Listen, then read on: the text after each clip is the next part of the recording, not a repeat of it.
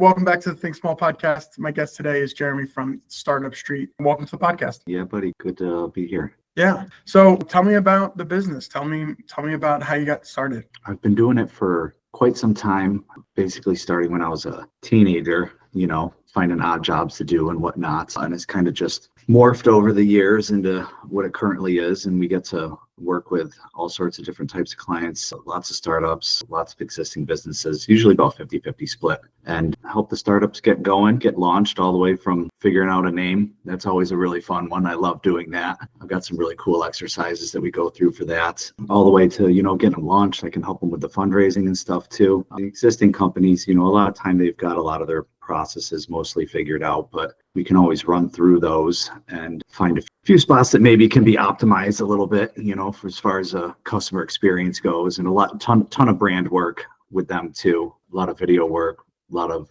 website rebrands and all that stuff. So that's basically the gist of what it is that we do. I absolutely love it. It's interesting work. We work with all sorts of different types of startups and companies. I've never really worked with any coaches or course creators or anything like that. So, every time you're hopping into a new industry, at this point, I've got a decent amount of experience in tons of them, but still, when you get to hop into a new industry and start learning how it works, it's always fascinating. You get to help people, and I love it. I've been doing it for a long time. People say, like, well, if you won $1 million, what would you do tomorrow, or 10 million or whatever? I guess winning $1 million isn't that much anymore these days. But if you won $10 million, what would you do tomorrow? And it's like, well, I would probably go to work. Maybe I'd buy a big building for Startup Street and make something cool that looks like, Batman stays there or something. But outside of that, I would be doing the same exact thing. So yeah, I totally get that. I feel the same way. I wake up, go to work, but I do it for fun. I just do it because I like doing it. Yeah, totally. I love the website. Your website, it highlights all of the different, brands and companies that you work with. And it's so unique. I think that one of the things with startups is that they really need to show that they've got their stuff together, right? Like from an investor perspective, they really need to go to market and say, like, look at how established we are, even though there's probably like 100 balls, they're trying to juggle. Yeah, I think that there's, depending on what you're trying to do too, in some instances, there's actually nothing wrong with going to market and saying that we're brand new. New anything can be helpful in marketing a lot of times, right? So sometimes that can be beneficial. Other times, yeah, you want to, maybe come off a little bit more than you currently are. But at the end of the day, you're 100% right. You have to, at the very minimum, appear to have your ducks in a row. And that's tough, especially there's so many people that work. I talk with them and they work with, small, medium-sized businesses. And they're like, oh, I like, working with companies that are between 2 and 10 million and all that. And like, I've done that. We do some of that. And they're like, I don't know how you deal with these startups. And I'm like, it's tough. It is. But I'm so passionate about it. I understand everything that they're going through. And everybody is unique, whether it's their industry, how they want to build their company and grow, their own personal values. There's a lot to go through. And it's definitely helpful for them to have somebody that has lived this, myself, right, with what I do and different things I've been involved in personally over the years and whatnot. And to have worked with so many of them, you can kind of start to see the patterns. And, preferably, like my uncle used to say, I've made all the mistakes so that you don't have to, right? It's challenging, but. Would you tell me more about that? Like, the thing that's itching in my head right now is there's probably a very common obstacle that many startups hit somewhere in the first year or so. Is there one that pops out in your head, like, something that almost always kind of inevitably happens that you can help people with, or how you overcame those obstacles with them? It's usually it's a combination of things. It's really hard when you work in such a variety of different sectors and people and all that. It's really hard to kind of come up with those blanket statements that fit for everybody. But I will say that at the end of the day, if there's any one thing that tends to catch people more off guard than others, it's the juggling, which is business. And I always say that, like, what's the one skill? People ask that, what's the one skill? And I'm like, it's the juggling. How you got to juggle your team, your customers, your vendors, your personal life, things that are happening in the company that you don't have any control over, things that are happening in the market, things that are happening in your personal life. That is management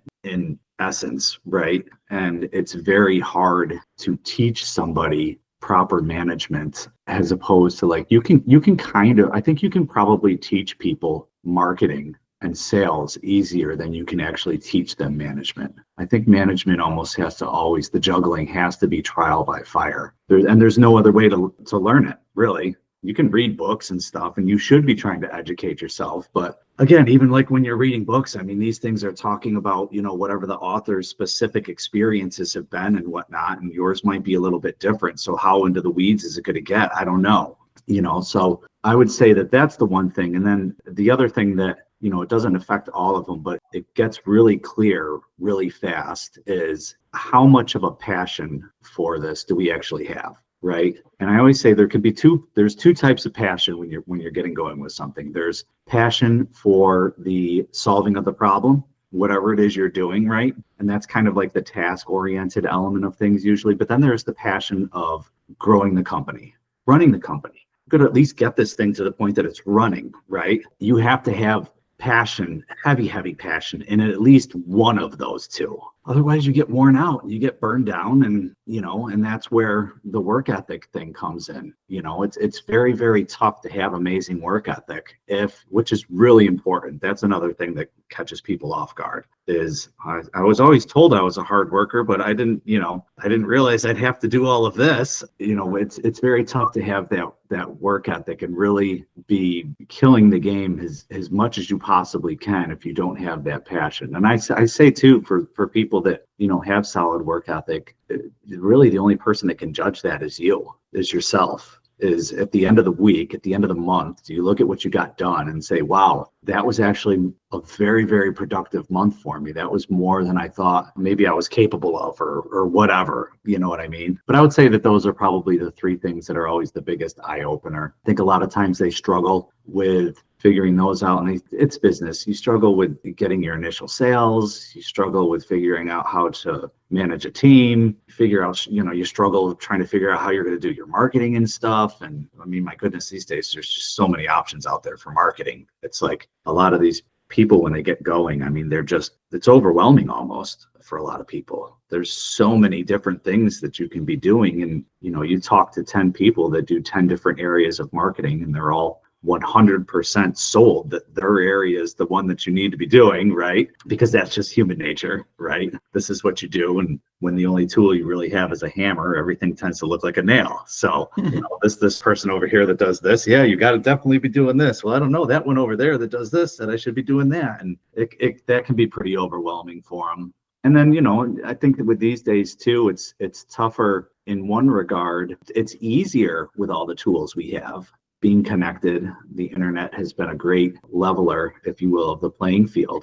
So in that regards, it's easier, but nothing is perfect. It definitely comes with its own unique challenges, and that's one of them. The aura of uncertainty, right, that surrounds the business landscape these days and has for quite some time now, that's not healthy for entrepreneurship in general.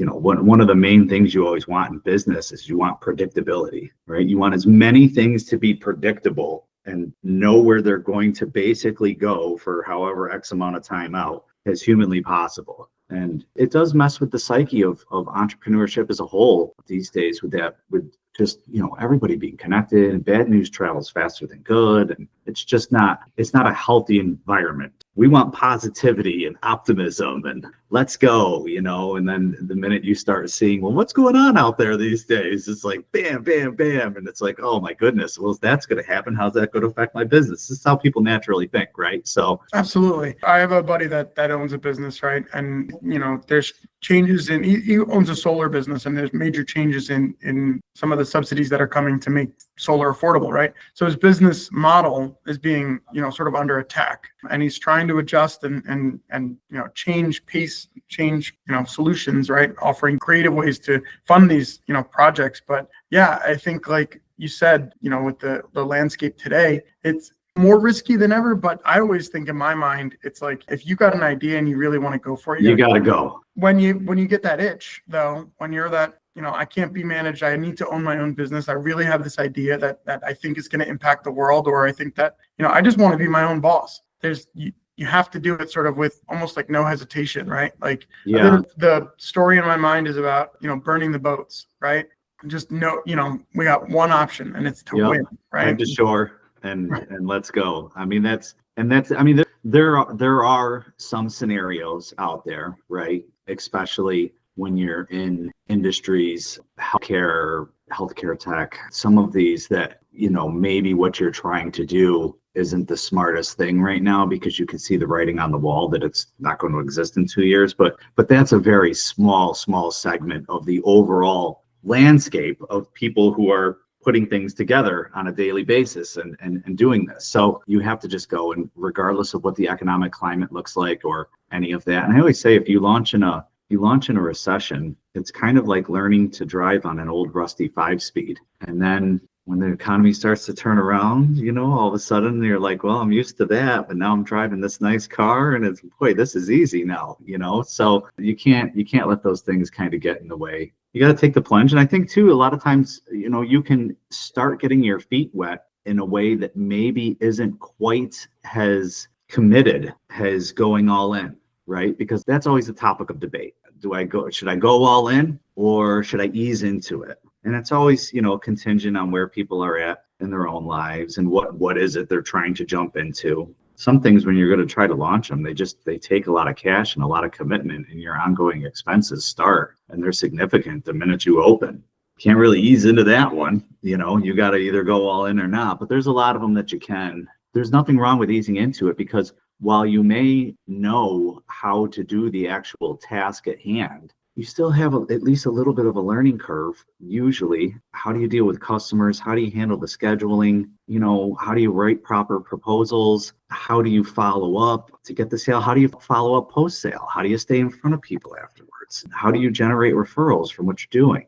So there's a lot of things that you kind of learn business-wise by easing into it. And I think that, for a lot of people, that makes a lot of sense for them. Get a feel for it. Anyway, you don't have to, blow through all of your savings and potentially be left with nothing if it doesn't work, because it doesn't work a lot of times. Right. I mean, that's the nature of startups, really, right? It's like, it's a risk, but it's a risk that you're passionate about. And I think that passion can carry you a long way, but ultimately it's, did I audit this? Did I make sure that my risk, that the solution that I'm offering has a place in the market? Yep. And also too, with the whole framing of entrepreneurship, if you will, even just the word has kind of changed a little bit over the years. I'm fine with that. Things change. It used to mean somebody that was taking more risk than usual, right? And that was meant to talk about in a specific market, right? Like, I'm entering, I don't know, the light bulb market. And instead of making a normal light bulb, I'm going to make one that turns into a strobe and also sings to me and does all sorts of other things. And nobody's done this before. That's high risk, right? And it's kind of turned into now where it's just like, well, this is higher risk than I'm used to. And it's like, well, of course, like if you start doing anything that's higher risk than you're used to, but that's kind of where it's turned into. And you have a lot of people that are going and doing their own things now, and and essentially trying to, at the very least, create a very solid job for themselves, right? Like, in the whole journey, I've got that down pat. I think that just about anybody can do that at this point with all of the tools that we have. Yeah. So I guess that brings me to sort of the next question that I've got in my head. Jeremy, have you ever read The E-Myth by Michael Gerber? Oh, but it was a long time ago. I might need the clip notes or that's a good one. Jump in. A short book worth a read. Yeah, no, it's great. Sure. I mean, it's an all-time classic. Right. And the one thing that pops into my head from that book is, did you make yourself a job? Are you working on the business or are you working in the business? Right. Right. So, and I'm sure that there's a place for it, right? Like people that, go to become sort of an independent contractor, they make themselves a job, right? Can we talk about sort of the difference between making yourself a job and then being that real startup, like where you're trying to scale? Well, I mean, the difference really isn't just what you want to do. Right. You've got kind of, if we had to section things off, right, into different stages, some things just simply cannot launch in what I refer to as like the army of one stage, right? Some things just require a lot more of that to just simply get off the ground. A lot of them don't. And then after that, you have I always say you have army of 1+, which is like yourself, you've got a little team, maybe they're VAs, you've got some 1099 people. And then after that, you're getting to small business land, right? And I think that there's varying levels to that too. I mean, technically they describe small business as anything up until 500 employees. I don't think I'm ever going to be in a position where I look at somebody with 499 employees and say, "Oh, it's a cute little small business you have." Isn't that nice? I mean, that's pretty significant in my mind in the grand scheme of things here. Imagine 500 people in one room. You'd be like, a lot of people here. Right. On our monthly Zoom calls, So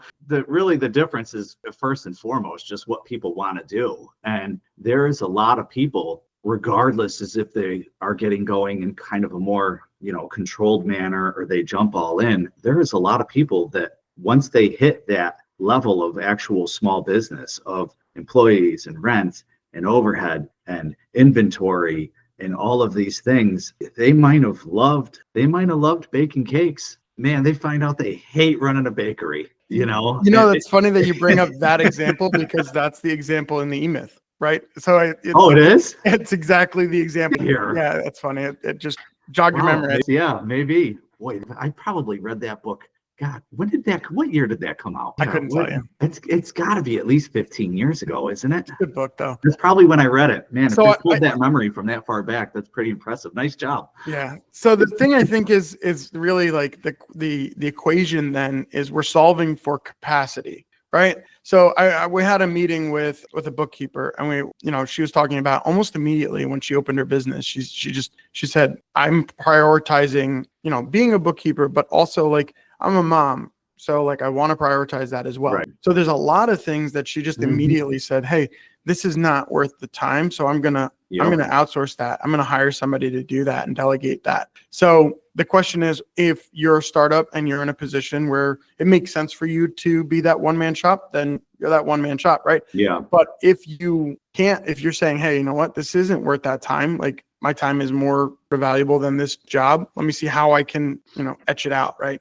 Right. Do I hire a 1099? Do I hire a part-timer? Do I hire a vendor service, right? So maybe you could talk to us a little bit about like cost containment strategies that you've run into or because I feel like that's probably a big topic for startups is how do I get the biggest possible return on investment? How do I get my runway to be as long as possible before I run out of cash? Yeah, I mean, it's just the juggling. And we can go into all sorts of different industries and things like that and different types of launches and dive into the weed. But I mean, I think what you're saying is what you're asking is for the people who decide they want to go big, what does life look like for them? What are the pitfalls, or is that what you're asking? Yeah. Yeah, I mean, it's managing your team. The hiring element of things is so important, and hiring is very, very tough. I don't care what anyone says. It is tough. You don't really know if your hire was a good hire until kind of after you got going, right? You can be better than your competition, but just because you're better than your competition doesn't mean that it's easy, right? You can hit the ball 33% of the time in the big leagues and be one of the best hitters out there. You're still bombing out 67% of the time. So It's very, very tough. That's a biggie. Obviously, the cash flow element of things, sales does tend to cure all initially, at least. Once you're going for a little bit, one of the things that I always kind of take a look at is how much of our traffic, how much of the sales are coming as a result of just people loving what it is that we're doing. How much of it is, some industries have repeat buyers and some just don't really. Right. I've been part of companies where the whole entire premise of it was you need to buy this once and then never again. It's like, all right, well, we better find some other things to sell them or something along the way. There's all sorts of different elements to it. And it's very tough to really dive into them too much unless you get into the specifics of, again, the industry, Jeremy, how they want to build, and then what their values are, what I'm thinking about also is about visibility. About like, how do I get people to see my company, right? Yeah. Like I'm a small business, I'm a startup, and I'm so guilty of this is like Facebook and Meta ads. Like I'll click on something and then that's all I see for the next like 2 weeks, right? Do you know how that works? Because could you explain it to me? Or like, is that you mean how come you keep getting blasted with that?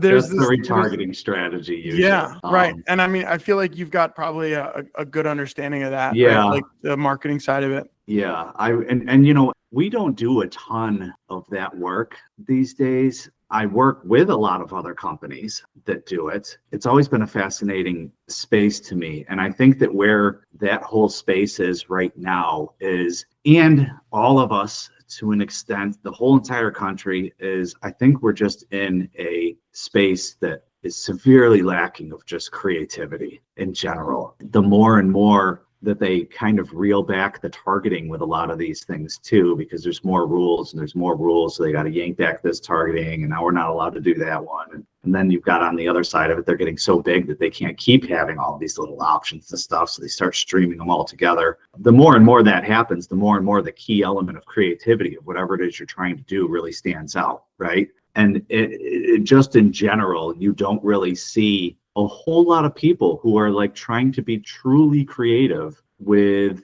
what they're doing in that regard. And you want to pause so you can get your light back on? Timer lights, man. Yeah, good stuff. But I think there's a severe lacking of creativity in general in the marketplace right now. Everybody being connected has really opened up a lot of doors, but I will die on the hill that everybody being connected to has really slowly sucked a lot of creativity out of the system. And you see it more so in marketing almost, you know, I mean, obviously that's what I'm looking at most of the time, but like the truly, truly creative campaigns that get people talking outside of seeing it, of tools that everybody has in the connection. I mean, we should be seeing an explosion of these things, and we're not, right? So what's really going on there? So I think that going forward, has this, you know, as the targeting becomes worse, and now you've got all this AI stuff coming on board too, and that is going to tend to turn everything into more of a homogeneous, or whatever that word is, you know, kind of an environment, an overall experience. I think that the opportunity for the creativity is tremendous now, and it's only going to get bigger and bigger as everything becomes more and more streamlined, and our creative nature just continues to kind of, you know, I'm not saying like it's the end of the world right now, you know, but I just feel like with where we're at and the tools that we have, we should be seeing a lot more just new creative anything. It doesn't have to be just marketing, right? And we're not. So I try to figure out like, why is that? I know exactly what you mean. And I feel like, so what we're saying here is those that can stand out will be rewarded for it, right? The thing that's popping into my head is all of the chain restaurants out there, and this is a obviously macro business, right? But all those chain restaurants going from these very unique individual, like, you know, styled buildings to these, you know, modern looks, very sleek, very like slate, you know, exteriors, like very sort of factory warehouse looking kind of energies. And so like we went from this creative space to now everything's kind of just, you know, gray washed, right? Yeah. And the same thing with movies. Like everything gets a sequel from the, you know, 90s and early 2000s, even if it didn't need it. Nobody asked for it, but it's almost like you're right. It's a lack of creativity. We're just trying to go, you know, something that worked previously because we don't know how to get those creative, you know. Yeah. And the tools are extremely helpful to those who are creative, right? For those who are creative right now, those tools can be extremely helpful. But I think that there's a lot of people who should be much more creative than they are right now and are not, just in the grand scheme of things. And that's, because everything's connected, you know, every city kind of is starting to look the same. One of the things that's popping into my head as well is around quality, because I think that when they buy a solution, they expect it to have a certain level of quality. And especially with the people that we've talked to a lot, I always ask them, what makes you different? And they say, we're a high level of service, or we're a high level of quality. So I think that that's another reward system that we're looking for, that consumers are looking for, is that. I think they're always looking for that. Yeah. You know, and I think that's always a relationship based metric, if you will. And that, you know, is if somebody's offering something that's high quality, is it actually high quality, or is it just simply a little bit better quality than what is, you know, just absolute trash? It's hard to tell, you know what I mean, in theory on a lot of these things. But yeah, I mean, I probably say it twice a week. They don't make things like they used to, you know? So people do get tired of that. But then again, also, they really don't want to spend for it a lot of times either, you know? And things have gotten so wacky, you know, over the last 40 years with anything, that it's like, well, if you're at the store and you want to spend, you know, $10 for a hammer, thing might break. Well, you can buy this other one for $45 that will never break. And it's like, oh my goodness, how did we end up in a position where a hammer costs $45 though? So yeah, I mean, I think everybody's always been running towards quality. And I think that just the overall economics these days of going where the middle just continues to get hammered, playing in the middle becomes less and less profitable probably as time goes on. So, you can go high-end boutique over here, or you can go volume over there, and I think they're both great markets to serve, and there's benefits to be delivered in each one of them. I think that the middle is getting tougher and tougher. Isn't that so interesting to think of it that I never thought of it in the consumer market space as well, right? I always think about it in like, the rich get richer, the poor get poorer, or like, left and right get further and further apart. But then when you even look at it from the consumer side, you got the most expensive product and you got the least expensive product. And some of us are just like, hey, like, why can't I get the middle? Like, why can't I get something, good and, just fine enough? And choose your sword. You know what I mean? Which way are you going? That's an important decision to make a lot of times. Not with every industry, but with some of them. Yeah. So you've given me a lot to think about, actually, right? Like if you're a startup and you can offer something towards that middle tier, there seems to be a hole there where you can stand out and can provide good quality at a reasonable, rate. You could find that's sort of the recipe for success, right? Yeah. And it depends on the audience, you know what I mean? Sure. And it depends on a lot of things, but honestly, all the stuff we're talking about here is just why I have always loved and will always love every single thing that I do, because it's creative work. It's always changing. There's a lot of moving parts. It's not just 2 + 2 = 4. It's 2 + 2. And then we have 3 other variables over here that we don't know what they're going to be. So let's talk about what they might be and then figure out how they're going to affect that very simple 2 + 2 equation, right? Yeah. It's just always fascinating, interesting work. And I could talk about it for days. Yeah, no, I get exactly what you mean. It's like you know what you want the outcome to be. It's let's figure out what the actual equation is. Yeah, right? We got forks in the road coming up over here. We've got decisions over here, this down there. We need to do this if we're going to get there. But yeah, I mean, it's all sorts of different things. You got to be fluid. You got to get the feedback as fast as you possibly can. You got to adjust things. But then on the flip side of things, you can't be just all over the place. You have to see your game plans through, or you'll never know if they work. You can't, you have to learn the power of no. That's a very tough one for a lot of people. A lot of times people get going and they almost just get bored really, really fast with what they're doing. And they want to switch it up. And it's like, you have to fight that little man in your head telling you to do that, because just because you're sick of saying it, hearing it, doing it, whatever, just because you are, that doesn't mean that the market is. And to a large extent, repetition with our processes that we put clients through, the brand messaging, everything, repetition is what builds that reputation, So you really have to be careful not to let your own boredom switch things up too much, or you will just squirrel yourself right out of business, probably into a deep depression. It's good food for thought, right? I'm definitely could see how that would, like I'm a process guy, right?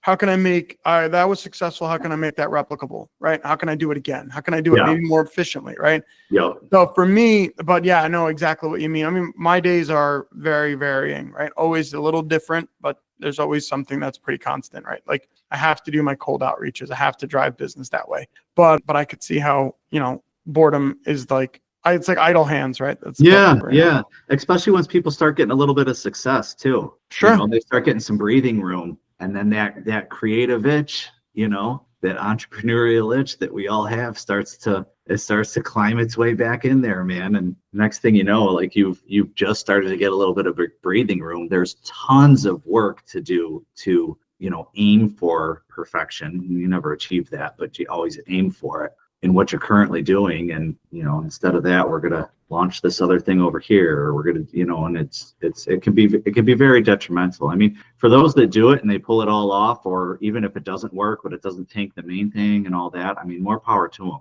You only live once, Yeah. If you feel like you want to try. I'm always really cognizant of that whenever I'm working with anybody. Is I have ideas, I have suggestions. the suggestions are usually just to think about 3 different things and let's have a discussion on which one. I'm not here to tell anybody what they should do, right? I know some things, but I don't know everything. And the more I learn, the more I realize how much I don't know. And also at the end of the day, who am I to tell anybody else what they're supposed to be doing? I think that gets lost on a lot of people when they're looking at things from the outside of varying companies and stuff. Like, oh, he's an idiot. He shouldn't have done this and he should have done. It's like most of the time you just really have no idea what you're talking about.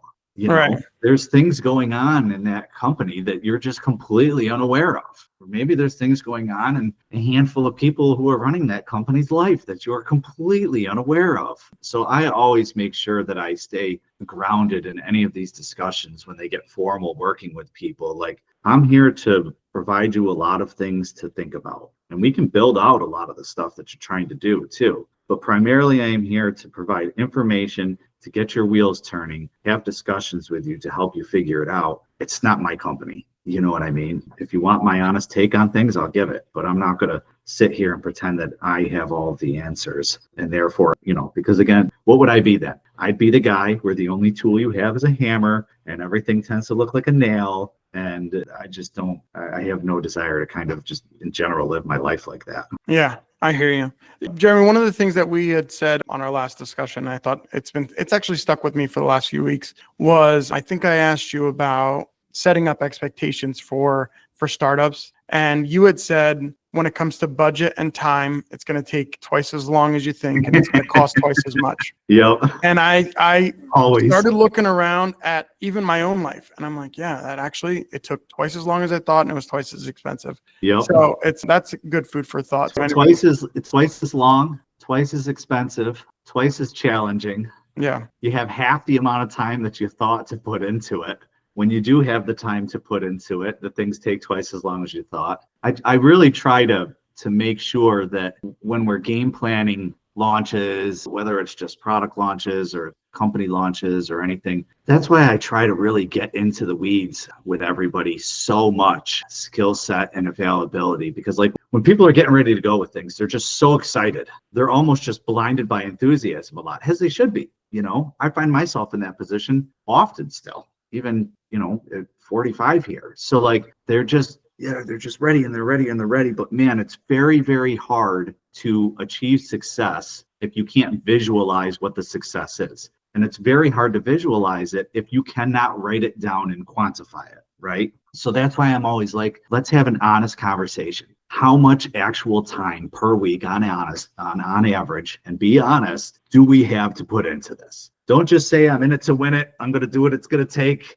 I'll do whatever it takes and all that. Don't say that. Those are just marketing platitudes that don't serve anybody any justice whatsoever. And they're going to create confusion, and they're probably going to end up creating some frustration. We don't need any more frustration in our lives. None of us do. So let's try to avoid that. So having these really honest conversations is really, really important, because that is what allows you to put the game plan together. And you have to have a game plan. And I'm not here to tell people that they always need the most thorough business plan ever, right? Don't get me wrong. I love making very thorough business plans with people. I love it. And it's an amazing tool if it's done right. I'm not here to say everybody has to do that, but I am here to say that every single company that is very successful out there plans a lot, okay? They're planning for next year with what they're doing with their budget now at the end of July, the beginning of August, right? Probably already done this past spring, So like, yes, you got to get going. Yes, there's a lot of elements of business plans that are really ridiculous that we don't need to go through,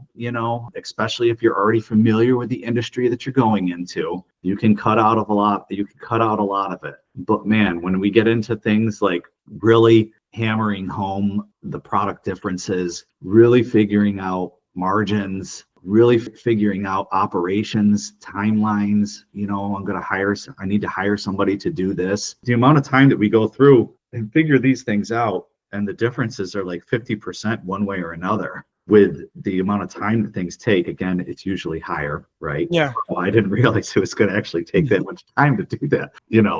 I'm a big proponent of doing all of that stuff, because again, you're going to get caught off guard with all of the things that you just said, and the other things that we don't even know what they are. Yeah.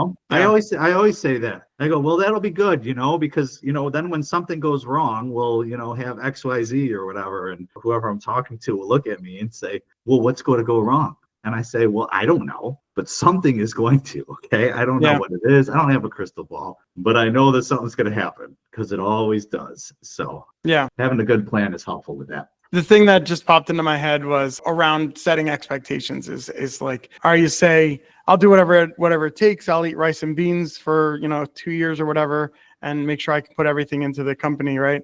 And then 2 weeks later, you find out you hate rice and beans. Right. Like, yeah. Or when we're talking about the boredom thing, you realize you can't eat rice and beans for much more than 2 weeks because you start, you know what I mean? Right. Yeah. So it's important to have these discussions. And sometimes people just don't want to have them. Yeah. I tend to ask sometimes, and I admit this, some of these projects that I do with people, I mean, just to get them going, I mean, it takes a while a lot of times. So we're having a lot of different conversations, and I can tend to ask an annoying amount of questions, but I don't know any other way to do it. If, I know when somebody's giving an answer that answer is not very clear in their head. I know it. I can spot it immediately. So we have to keep talking. Right. Man, sometimes people just don't want to do that, It's like, all right, more power to you. And sometimes it works out fine for them. Sometimes it doesn't. I'm never I told you so, because again, what the hell do I know? Yeah. I always like to end these podcasts on a fairly optimistic note. So with the next, 4 or 5 years, next 2 years, what do you see as like a real positive opportunity possibly? Or like, what would you say to somebody that has a new startup and, I know it's tough because the world economics and things like that are we're not sure which way it can go, tomorrow, and we never know. But I always like to be optimistic. So maybe you can share a success story, or you could give us some insight onto some optimism in the markets today. Well, I mean, I think that if there's anything to be optimistic about, it's that no matter what does happen in the world continues to move. Right. We tend to look at things that are going on right now, and people are, oh, I can't believe this and all that and yada yada. I'm like, yo, we could be growing up in the middle of World War II right now. Okay, go check that out, and then get back to me about how crazy you think things are right now. So the thing to be optimistic about is that actually it's the same game that it's always been. Your opportunities are, for the most part, give or take, and yes, there's exceptions to everything. Your opportunities are what it is that you would like to make them. That is how it has always been. So at its very, very core, entrepreneurship has always been whatever it is you want to make it, which means it is wide open, which means you have the control to make your decisions on what you would like to do with it. What's more empowering than that? Yeah. The world is going to keep turning no matter what goes on. Time will go by, and time does go by faster the older and older you get. So if you're feeling that itch, jump in. If you're nervous financially about it or whatever, find a way to just jump in a little bit. And maybe, even just jumping in a little bit could just kind of, get you a little taste of it and get you going with it. And, maybe you find you like it and that's all you want. Maybe you want more, maybe you want less, but man, you only live once.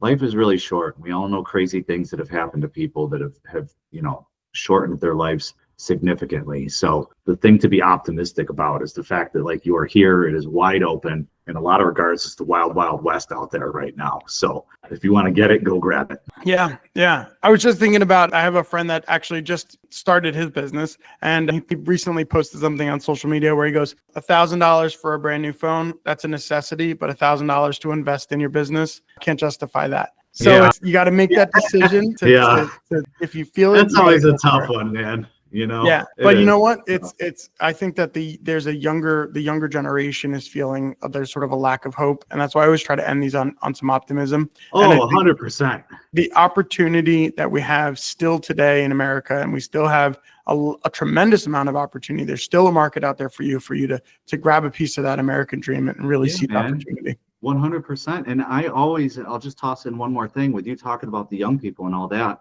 One of the perks of me doing what I do and getting it to the point that it's at with the amount of clients that we have at a given moment. And, if I've got a really solid team that works with me, one of the perks is that I get to actually spend time to talk to some of these younger people one-on-one, share some stories, about my own history and all of that, and explain to them a point of view that they're not getting a whole lot from a lot of people, man. You know what I mean? But they need to hear that. I hope that for those that are hearing what I'm saying right now and listening to this, I've always got 45 minutes for somebody. Always. I'm never going to change that. If I have it, I'll give it away. Some weeks it's less than others, but if I've got it, I will always give it away. And I will always find time to do that at least a little bit every single month, because I need that. I need that for me, right? Because my passion is the kid that's 16 with a lawnmower in the back of his car trying to make money that doesn't have anybody telling him what he's doing right, wrong, or indifference. If there is anything that my heart is with, it is that, right? So for anybody that's listening to this, feel free to reach out. You know, I don't have hours and hours and hours to spend with you, but we can get through a lot in 45 minutes and it won't cost you anything. Just hit me up. How do people get in contact with you, Jeremy? Just go to thestartupstreet.com or shoot over an email. You can just send it to info@thestartupstreet.com. That'll take care of everything once you get over there. Awesome. Thank you so much for being a guest today. Really. Yeah, Alex, I appreciate this. Thank you. This was great. Yeah. All right. Cool. Awesome. Thanks, man.